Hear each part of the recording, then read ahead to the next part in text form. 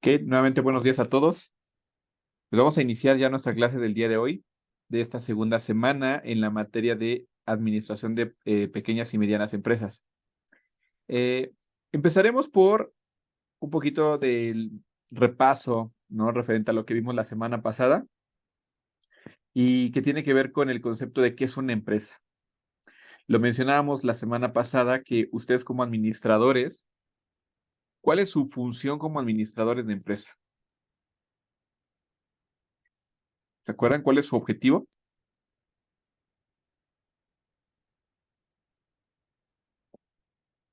¿Se acuerdan que decíamos Eh, el ejemplo, ¿no? Adelante, Es, adelante, escucho. perdón. Es es el dar el mayor beneficio con el mínimo de recursos. Así es, muchas gracias, Jenny. Y platicábamos esto porque una empresa, sí, es una entidad económica, ¿vale? Y económica, ¿por qué? Porque básicamente todas las actividades que va a realizar para elaborar productos, brindar servicios, la finalidad, ¿cuál es? Lucrar, tener ganancias, ¿cierto? La mayor parte de las empresas son lucrativas. Entonces, pues objetivo es un tema económico y la intención es tener ganancias. Pero para poder realizar todas esas actividades, necesita factores productivos, recursos, ¿vale? Entonces, ¿qué recursos son los que tienen las empresas o necesitan las empresas para poder elaborar productos y brindar servicios? Tania, El recurso humano y el capital. ¿ok? Recurso humano, recurso financiero, ¿qué más? Son 4 recursos específicamente, ¿verdad?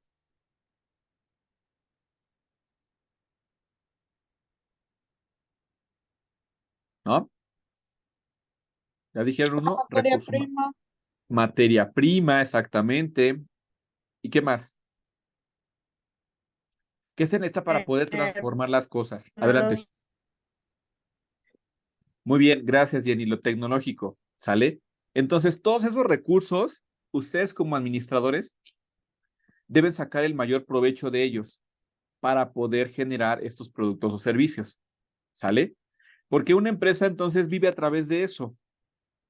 Es una entidad económica la cual va a realizar actividades para poder elaborar un producto, ¿no? Para poder brindar un servicio a través de sus recursos materiales, financieros, humanos, tecnológicos, que con la administración de una persona que sería un profesional como ustedes, se podría tener la mayor cantidad de beneficios, ¿sale? Entonces, pues esa es la finalidad y el entendimiento de las empresas, ¿no? Que es una empresa. Eh, Hablábamos también la semana pasada que la relevancia que tienen las empresas en todos los países en tema económico, ¿se acuerdan? ¿Por qué son tan importantes que se creen más empresas o que las empresas sigan creciendo en un país? ¿Cuál es la relevancia?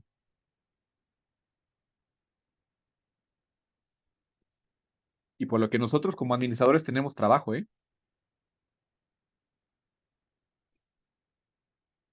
¿Cuál es la relevancia de que existan más empresas, de que se creen más empresas o que las empresas sigan creciendo en los países? No solo es en México, sino en todo el mundo es igual.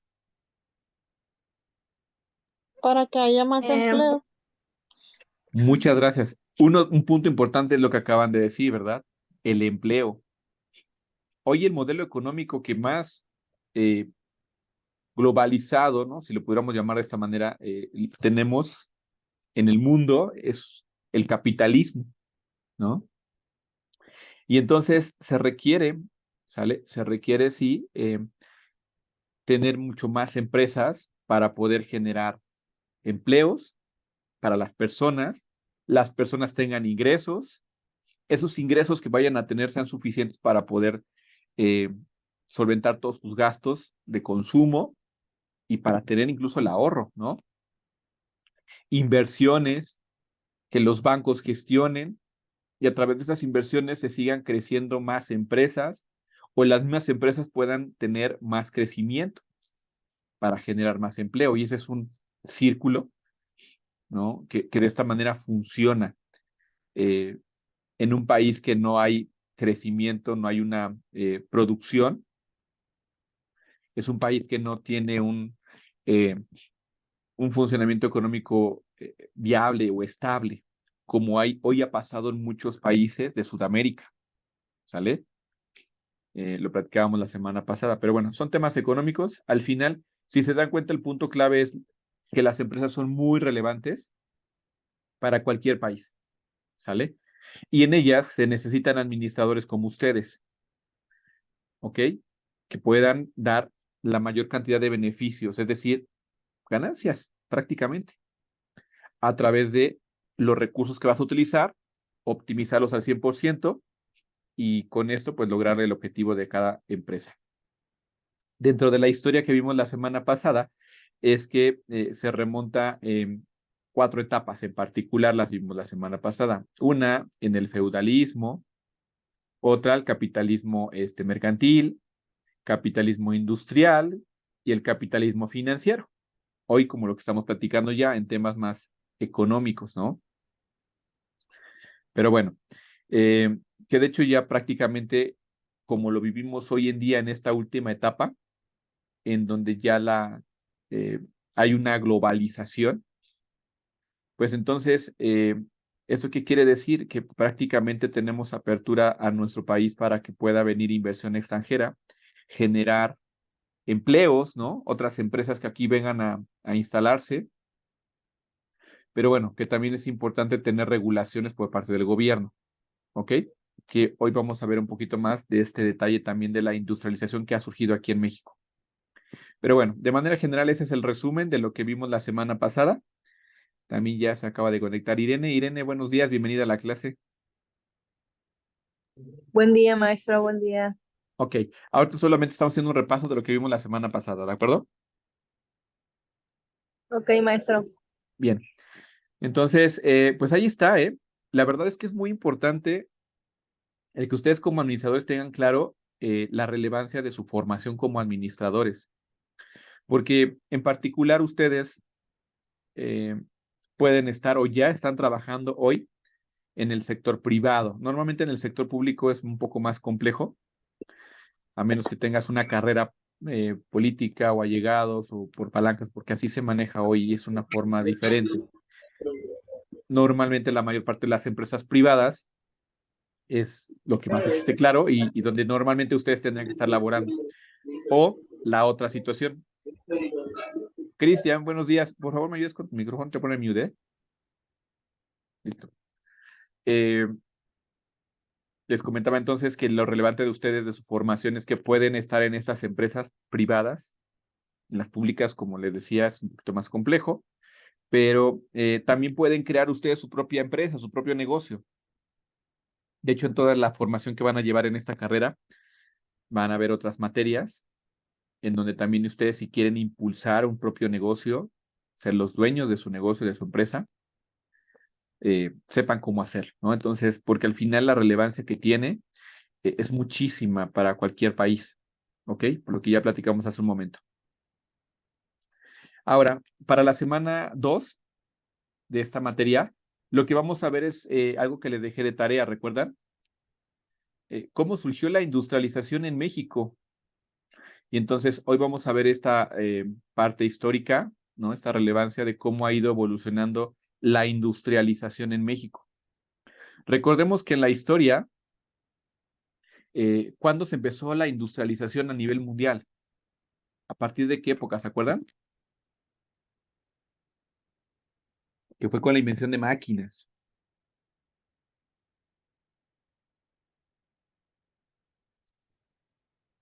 ¿En qué parte de la Fue época? alrededor de 1930 y 1970, después de la Segunda Guerra Mundial. Ok, pero de hecho mucho antes, ¿no? Hubo una revolución La revolución, exactamente. industrial, ¿no? Que fue en el siglo XVII. Entonces, imagínate, ya lleva mucho más atrás todavía, a nivel mundial, ¿no? Eso a nivel mundial. Eh, con la invención de máquinas. Claro, en nuestro país lo que sucedió o lo que tenemos conocimiento de la historia es que Prácticamente este tema de la industrialización podríamos identificarla a partir de la conquista, ¿no? De los españoles pues aquí en nuestro país. Eh, Esto fue, fíjense muy bien, o sea, algo que de alguna manera preferiblemente hubiera sido que la conquista hubiera sido por los ingleses o por otra nación, ¿no? Hoy hablaríamos inglés y tendríamos otro tipo de economía tal vez un poquito más, no sé, de primer mundo. Pero bueno, eso no importa, la historia así es, o sea, al final hubo cosas que no estuvieran correctas, ¿no? En su momento, como lo vemos hoy en la historia, pero bueno, al final trajo también cosas positivas, el que haya habido una conquista y el que eso haya permitido que los españoles trajeran a nuestra nación, ¿sí? Eso fue en la época de 1521 a 1525, a empezar a evolucionar con ese tema industrial que antes no existía en la época prehispánica, ¿sale? Recordemos que antes en la época prehispánica pues era simplemente manufactura, ¿no? Muy básica, con piedra, madera, ¿no? Muy básica. Eh, a diferencia de pues estos países durante la época de la conquista, ¿no? En este caso España llega a México, eh, pues bueno, llega esta situación de traer consigo, ¿no? Industrias como la minera, la textil, tema de tabaco, jabón y pólvora, entre otras. También comenzó una fuerte inmigración de mucha gente española hacia nuestro país, ¿no? Entonces, eso lo que creo es que empezar a ver más gente, ¿no? Empresarios que hicieran el tema de un mercado de consumo mayor, ¿no? Una mayor producción de algo que antes no se hacía en la época prehispánica. Entonces, de alguna manera, pues cosas positivas, que la historia a veces no pareciera lo mejor, ¿no? Cómo sucedieron, pero bueno, trajo esta situación de que con la llegada de los españoles existiera esta primera evolución, ¿no? En tema industrial en México. Pero bueno, no sé si hasta aquí tengan alguna duda, ¿no? No por el momento, gracias. A veces estamos enojados con cuando nos cuentan la historia, ¿no? En la época de la época prehispánica, cómo fue que, pues, esta cultura, pues, poco a poco, ¿no? Comenzó con una transformación y que, bueno, ya después hubo un tema conforme a la historia, vamos a ponerlo así por varias etapas. Otra fue en donde empezó ya una industrialización muy, muy relevante, fue en la etapa posterior a la Reforma. Y eso durante los periodos de Porfirio Díaz. Igual, durante la historia recordarán quién fue Porfirio Díaz, ¿no? ¿Alguien lo recuerda?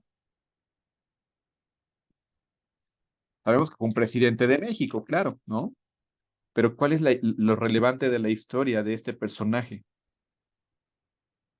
Y hablando en tema industrial, porque ha sido muy criticado su gobierno, ¿no? Fue un dictador, así se identifica, pero también trajo cosas muy relevantes para nuestro país, ¿eh? Muy, muy relevantes y en tema económico sobre todo. Eso fue durante, ¿cuánto tiempo gobernó Porfirio Díaz como presidente de México? 35 años. Más de 30 años, ¿no?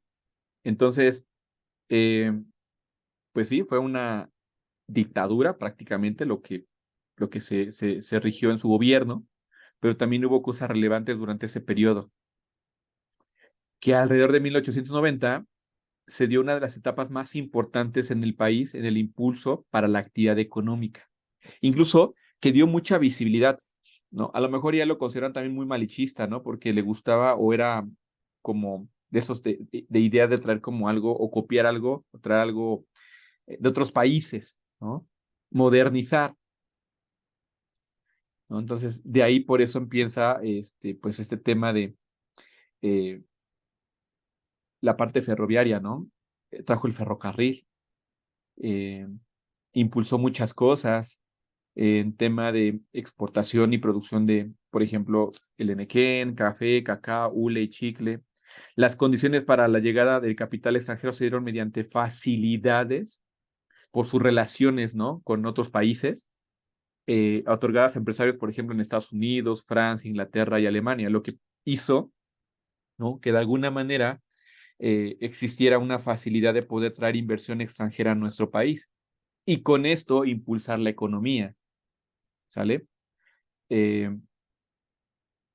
También igual lo que sucedía es que pues empezó un crecimiento, un desarrollo económico por esta modernización, ¿no?, en tema tecnológico en ese momento, ¿no?, lo que había. Y también en esta etapa se realiza la construcción y operación de lo que les decía, de los ferrocarriles, lo que ayudaba muchísimo en ese entonces al transporte de mercancías, ¿no? Y adicional porque era una forma mucho más económica de poder transportar productos, ¿no? Y con conexiones en diferentes lugares. Entonces, pues eso facilitaba mucho la logística, que en ese entonces era la mejor forma de hacerlo, ¿no? Cómo hacer llegar cierta producción a ciertos lugares y a través de las vías férreas, ¿no? Entonces, pues se privilegió un sistema económico capitalista que ya desde ese entonces él lo estaba promoviendo, que impulsó la llegada de empresas extranjeras que venían a México y bueno, pues lo que buscaban era también mano de obra barata. Hoy como lo que está sucediendo con China, ¿no?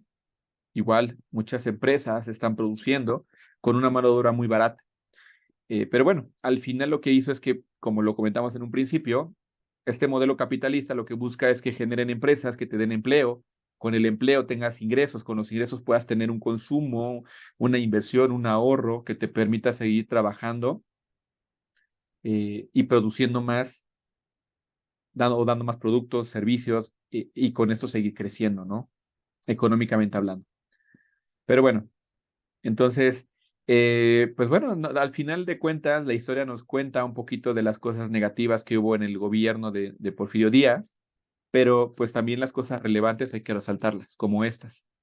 Entonces, pues bien, no sé si tengan hasta aquí alguna duda, un comentario respecto a esta etapa.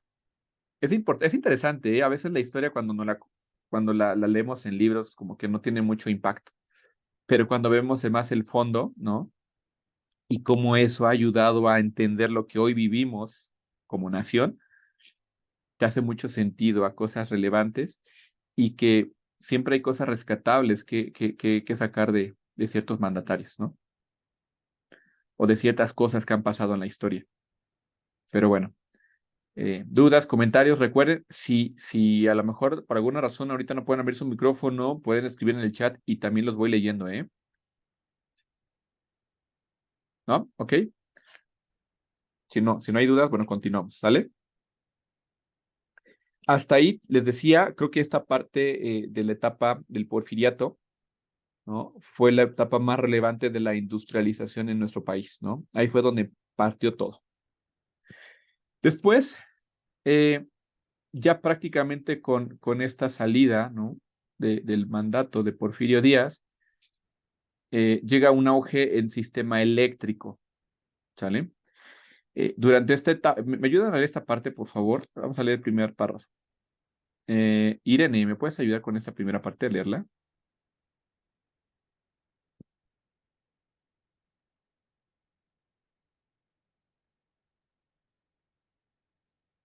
¿O Tania?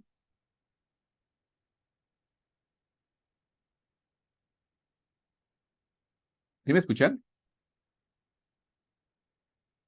Cristian. Sí, sí, le escuchamos. Bueno, los demás no sé si a lo mejor están en otra actividad, pero bueno, por favor, si es importante, a lo mejor de todos modos van a ver la clase grabada, ¿no? Y también en la clase en Zoom, pero si pueden participar, ayúdenme por favor para que interactuemos, ¿ok? No te preocupes, Irene.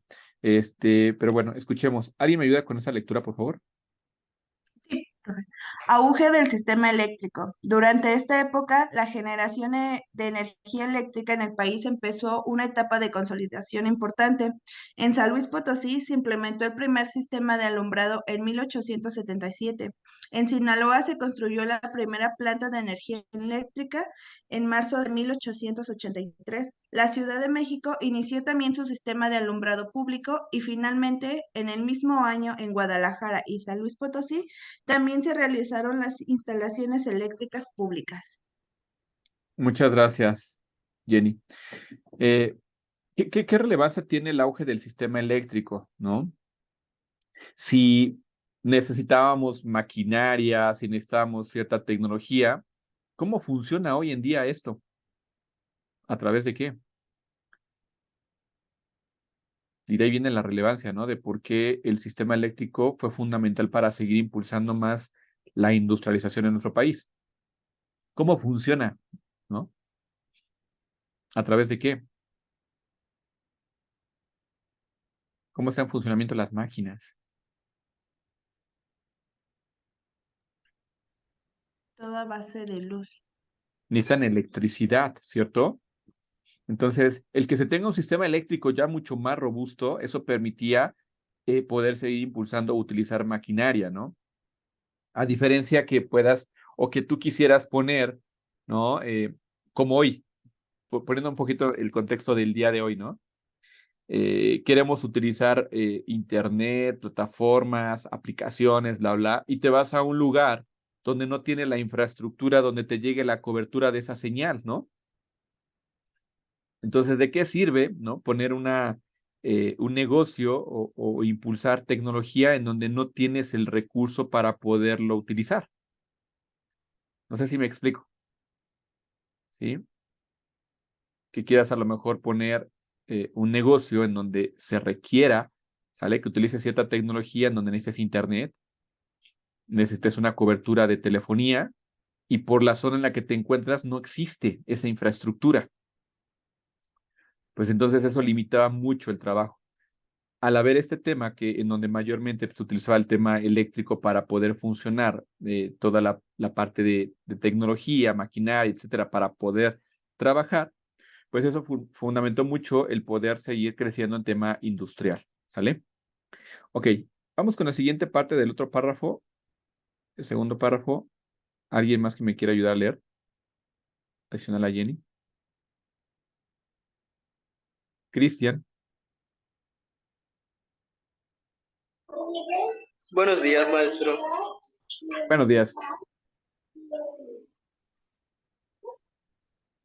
A principios de 1895, las inversiones eran mayormente de capital privado extranjero y parte de capital privado mexicano. Los rubros que tuvieron mayor auge en este sentido fueron papelería, textiles, calzado, alimentos, cigarros, loza y vidrio, productos químicos, cemento y siderurgia. Este último fue fundamental para el desarrollo del país. Perdón si Uy, leí mal, maestro, es que no traigo mis lentes. no te preocupes, Cristian. Pero bueno, muchas gracias. Efectivamente, entonces, pues les decía, al final de cuentas, con esta relación multinacional que tuvo durante el porfiriato, ¿no? Permitió muchísimo les decía, el capital extranjero, ¿no? Y con esto seguir impulsando la parte de industrialización en nuestro país. Y pues con algunos productos como los que aquí acabamos de compartir. Y bueno, pues al final eso también otro punto importante a raíz de la Revolución Mexicana y con el fin de la etapa del porfiriato, el país aquí lo que sucedió es que estábamos creciendo, pero sí hubo un impacto al terminar, ¿no? Eh, este cambio de gobierno, de mandato, y pues con estos problemas sociales que se tenían en ese momento y con la llegada a la Revolución Mexicana. De por sí, en cualquier país, en cualquier situación, algún conflicto social que exista, eso impacta mucho al país, al que sea, en cualquier país. Y no se diga cuando existe una guerra, porque eso totalmente estanca cualquier economía de un país, ¿no? Le pasó a Ucrania, está pasando ahorita con Israel, eh, y en cualquier lugar donde existe alguna situación como hoy en nuestro país, ¿no? El tema de ciertos conflictos sociales, como por ejemplo eh, la inseguridad, ¿no? Narcotráfico, o sea, muchísimas cosas que en tema social impactan. En ese entonces, después del fin del porfiriato y con la Revolución Mexicana, lo que sucedió también en el país fue que sufrió un estancamiento. Y pues aquí, fíjense, eso siempre pasa a nivel mundial, en cualquier economía, como les comentaba. ¿Qué sucede con los inversionistas cuando hay este tipo de problemas sociales, ¿no? Guerras, ¿qué sucede? ¿Qué creen que pase?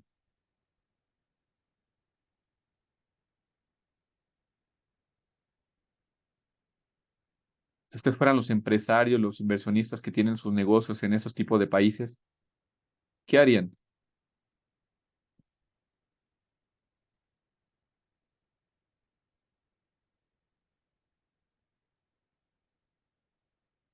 Se van, ¿no?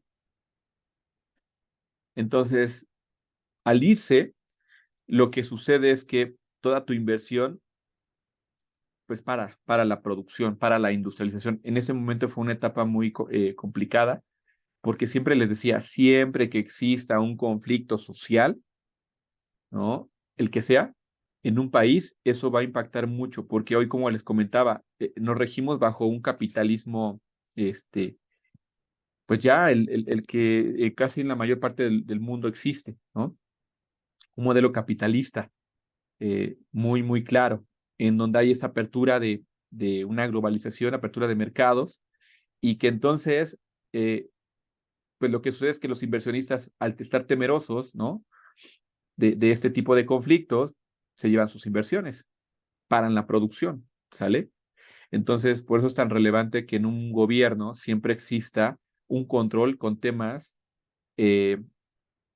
políticos sociales, ¿no? De conflictos, que exista diplomacia, ¿no? Y bueno, pues eso es lo relevante de tener a gente preparada.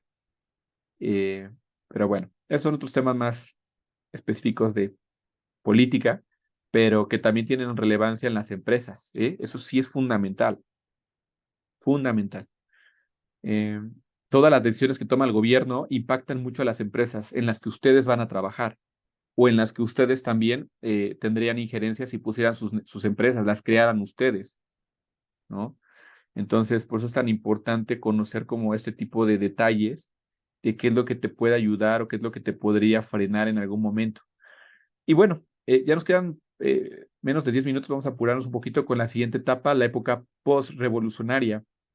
De esta, ¿me puedes ayudar, por favor, a leerlo? Vamos ahora con Guadalupe.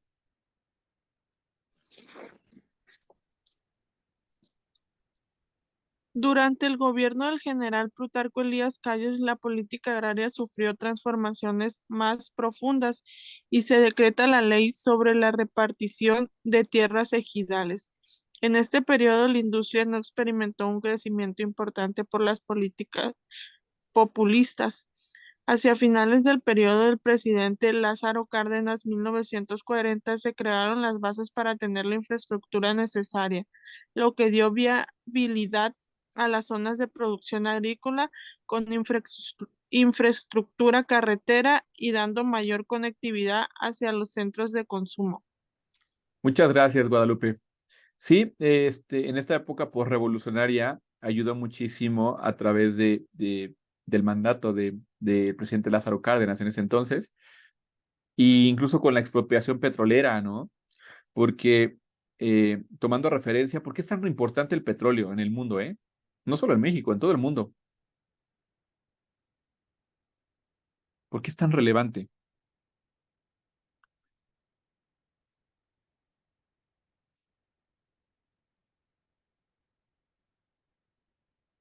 Y se escucha mucho, ¿no? En temas de noticias, de en cuanto se vendió el petróleo, o sea, ¿no? ¿Cuáles son los ingresos por esa venta de lo que está expropiando del petróleo, de los yacimientos que tenemos?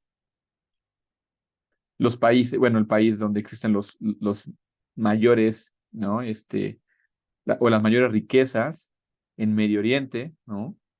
Por estos temas de pozos petroleros, etcétera. Pero ¿por qué es tan relevante este tema? Y que también influyó mucho lo que mencionaba ahí, ¿no? La parte de la infraestructura carretera, vías de comunicación para poder, ahí lo decía, la logística de cómo hacer llegar la producción pues a los consumidores, ¿sale? Y que incluso, pues todo, prácticamente todo, tiene petróleo. Todo, ¿eh?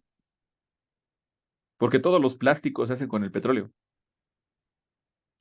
La ropa que utilizas, ciertas telas, tienen petróleo. Los muebles, todo. O sea, tienen una parte de lo que se elabora con el petróleo, los combustibles. Entonces, por eso es tan relevante este tema. De hecho, ese fue un punto importante para que durante una de las guerras mundiales, ¿no? Alemania no la pudiera ganar, ¿no? O en la historia nos dice que, por ejemplo, ¿no? Cuando fue esta guerra contra Irak de Estados Unidos, pues era por los pozos petroleros, no era por otra cosa, ¿no? Pero bueno, son otros temas más económicos, políticos, pero que tienen mucha relevancia por lo que también vivimos en nuestro país. Y entonces algo que hizo muy bueno Lázaro Cárdenas fue eso, el entender cómo podía funcionar una economía, ¿no? Como la nuestra, y ponerla en marcha porque estaba estancada. Entonces, en verdad es muy interesante eso, ¿eh? Porque a través de la historia también podemos exigirle a los que hoy tenemos como gobernantes o los futuros gobernantes lo que se necesita para que el país siga creciendo. Porque pues los únicos que padecen un estancamiento somos los ciudadanos, ¿no? Los empresarios. Y entonces, pues lo que menos queremos es que haya un estancamiento económico. Pero que bueno, vamos a las últimas dos etapas, cuando se crean las primeras zonas industriales. ¿Me ayudas a leer toda esta parte, por favor? Vamos con Yermaris.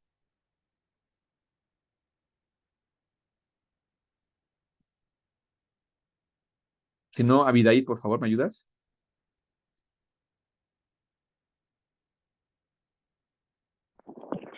Crean las primeras zonas industriales.